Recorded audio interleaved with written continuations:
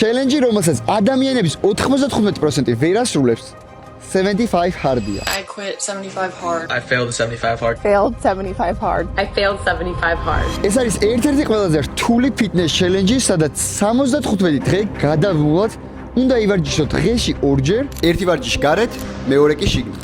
დაიცვა მკაცრი დიეტა, არანაირი ალკოჰოლი, დალიო დღეში 4 ლიტრი წყალი, წაიკითხო ყოველდღე 10 გვერდი და ერთი პროგრეს ფოტო ყოველ დღე. Let's go! და ერთი რომელიმე აქტივობა რომ ჩააგდო, ყველაფერს იწყებ თავიდან.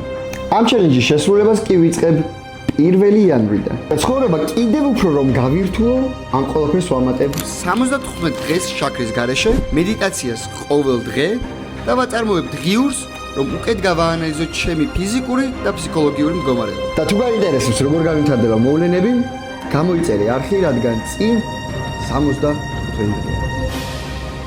74. არა. კილო ცოტა ხალხი.